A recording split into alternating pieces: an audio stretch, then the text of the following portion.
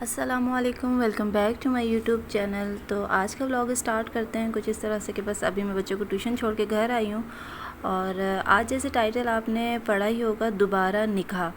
یعنی کہ ایک عورت اپنے مقام کو، اپنے وجود کو بچانے کے لیے، اپنے بچوں کی پرورش کے لیے اس حد تک بھی جا سکتی ہے کہ جو شوہر اسے ٹھکرا دے، اسے چھوڑ دے، لیکن وہ اتنی بے بس اور اتنی مجبور ہو جاتی ہے کہ اس کو اور کوئی رستہ یا کچھ بھی ایسا نہیں دکھتا ہے کہ وہ دوبارہ سے اسی انسان پہ دوبارہ یقین کرتی ہے، اور اس سے دوبارہ نکاح کے لیے مولویوں کے فتوے لینے چلی جاتی ہے۔ اور یہ ساری چیزیں انسان کی زندگی کے ایسے انسیڈنٹ ہے اور شرمناک انسیڈنٹ ہے، اور ایسے مردوں کے لیے جو مرد خود کو بڑے ہی عزت اور بڑے شان و شوکت سے کہتا ہے کہ وہ مرد ہوں، لیکن میں سوچتی ہوں کہ ایسا انسان جو کبھی بھی ایک فیملی ذمہ داریاں اٹھانے کے لائق نہ ہو، اس کو کبھی بھی شادی نہیں کرنی چاہیے، اس کو پھر اپنی زندگی ایز اے پلے بوائے گزارنی چاہیے کہ اس کی زندگی اس کی زندگی تباہ کی اور ایک لائف سیٹ کی، اور بس اسی حساب سے اس کو زندگی گزارنی چاہیے، کیونکہ ایسے مرد ایسی عورتوں کی زندگیاں تباہ کر دیتے ہیں جو اپنے خواب لے کے ان سے جڑ تو جاتی ہیں، لیکن وہ ساری زندگی ان خوابوں سے محروم ہو جاتی ہیں۔ اور پھر سب سے بڑی بات، اگر انہوں نے انجوائمنٹ کے لیے شادی کی ہوتی ہے تو پھر بچے نہیں پیدا کرنے چاہیے۔ نئے آنے والے بچے، نئی آنے والی روحیں اس دنیا میں کس طرح سے وہ سروائیو کرتی ہے ایک ایسی عورت۔ جی ہاں، یہ کہانی ہے میری دوست کی، میری بہت ہی قریبی دوست، جو کہ اسکول ٹیچنگ کے دوران میری ان سے فرینڈشپ ہوئی۔ شروع میں مجھے لگا تھا کہ وہ میری طرح تھوڑی ڈسٹرب ہے، جس طرح کے میرے معاملات چل رہے ہیں، میرے ہسبینڈ کے بھی کچھ اسی طریقے کے معاملات ہیں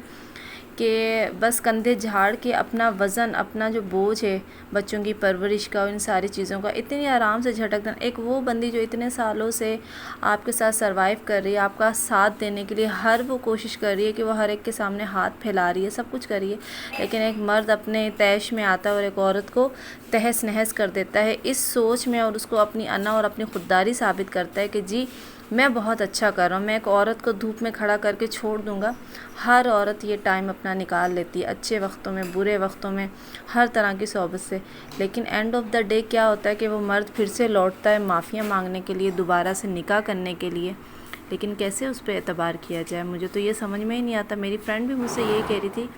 کہ میں مولانا صاحب کے گئی ہوں فتویٰ لینے کے لیے کہ کیا میں دوبارہ نکاح کر سکتی ہوں، ایسا ہو سکتا ہے، ویسا ہو سکتا ہے، یہ ہو سکتا ہے، وہ ہو سکتا ہے،